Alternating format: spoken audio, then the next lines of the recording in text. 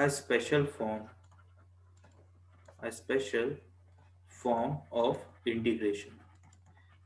इसके ऊपर डिस्कशन करते हैं। बहुत ही इजी फॉर्म है, कोई खास चीज इसमें नहीं है, बस डिस्कस कर लेते हैं एक नॉलेज के लिए। बस बिना आपको इसके नॉलेज के भी इस टाइप की इंटीग्रेशन आप सॉल्व कर लेंगे इजिली। ये फॉर्म इस टाइप की है कि अगर हमें गिवन हो exponential e raise to the power x multiplied by sum of a function with is differential dx। ठीक है, एक्सपोनेंशियल e की power x e raise to the power x multiplied with sum of a function with is differential. Clear है, function का sum with its differential. fx है function और उसका differential है f dash x, ये dash लगा हुआ है।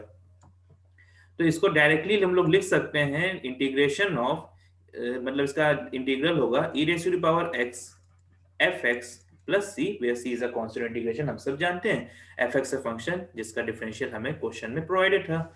इसके प्रूफ के ऊपर नजर डाल लेते हैं कि प्रूफ कैसे है, और प्रूफ की नॉलेज होना बेसिक है आपके लिए। प्रूफ जानते होंगे तो प्रूफ को फॉलो करते हुए आप डायरेक्ट सॉल्यूशन निकाल सकते हैं। इस टाइप के इंटीग्रल का कोई खास बात नहीं है। ठीक, अब जैसे ये LHS दिया है, प्रूफ करके दिखते हैं। ये LHS दिया है, हो सकता है इसका प्रूफ ही आ जाए डायरेक्टली। ये क्वेश्चन भी बन सकता है कि proof that integration of this is equals to this. Proof that करके ये क्वेश्चन भी बन सकता है कि proof that integration of this equals to this, और 4 मार्क्स का दे दें।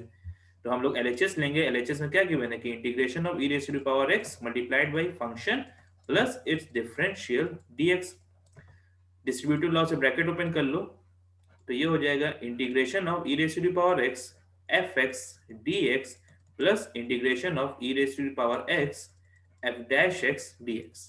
ठीक, अब हम काम ये करेंगे कि हम लोग ये जो फर्स्ट इंटीग्रल है, ये जो पहला इंटीग्रल हमारा है, इसे सॉल्व कर देते हैं बाय पार्ट्स। पहले इंटीग्रल को बाय पार्ट्स हम सॉल्व कर देंगे। अच्छा, ऐसा कर क्यों रहे हैं? ऐसा इसलिए कर रहे हैं कि अगर आइलेट को फॉलो करते हैं तो ये हमारा fx एक एल्जेब्रिक फंक्शन है और e एक एक्सपोनेंशियल फंक्शन है। अच्छा, fx एल्जेब्रिक ना होगा, कोई और भी टाइप का अगर फंक्शन होता है एक्सेप्ट एक्सपोनेंशियल फंक्शन। ये जो हमारा क्वेश्चन में fx या f डैश x गिवन है, ये कोई भी फंक्शन हो सकता है, बट ये एक्सपोनेंशियल फंक्शन नहीं होगा। क्योंकि अगर ये एक्सपोनेंशियल फंक्शन होता है तो इस तरह के कोई फॉर्मूले की जरूरत नहीं पड़ेगी, हो जाएगा सॉल्व। तो ये fx कोई भी फंक्शन है अदर देन एक्सपोनेंशियल फंक्शन, इसका प्रोडक्ट हुआ है एक्सपोनेंशियल फंक्शन के साथ। अब हम इसे इंटीग्रेट करना चाहते हैं बाय पार्ट्स, और अगर हम आइलेट को फॉलो करते हैं तो fx कुछ भी हो जाए, लेकिन e की जगह वो ले नहीं सकता है। तो ऑटोमेटिकली हम कह सकते हैं कि हमारा exponential function will be a second function treat होगा हमेशा, और fx हमेशा फर्स्ट फंक्शन ट्रीट होगा। तो इसको बाय पार्ट्स इंटीग्रेट करते हुए सॉल्व करते हैं। तो ये क्या होता है, first function fx into integration of e raised to the power x dx minus integration of differential of fx into integration of e की पावर x dx और होल का dx plus times integration of e की power x f dash x dx, यही आएगा।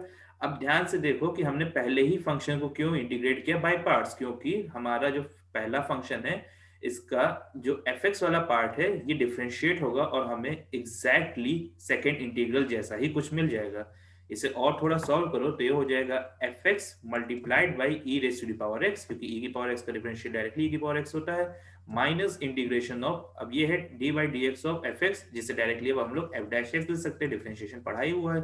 तो f dash x भी एक notation है डिफरेंशियल शो करने का, और e की पावर x है e की power x dx plus integration of e की power x f dash x dx। ठीक, अब आपको वजह नजर आ रही है कि हमने क्यों पहले ही फंक्शन को इंटीग्रेट किया बाय पार्ट्स।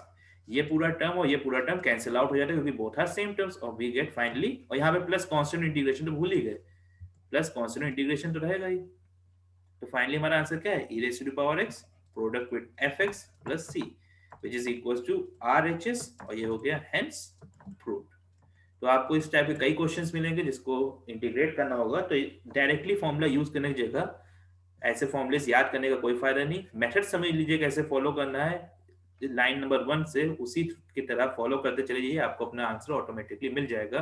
कब, जब एक्सपोनेंशियल का प्रोडक्ट हो, e की पावर x का प्रोडक्ट हो sum of a function with is differential. ऐसे भी किसी फंक्शन का जब भी आपको इंटीग्रेशन करना हो तो हम इस तरह करेंगे।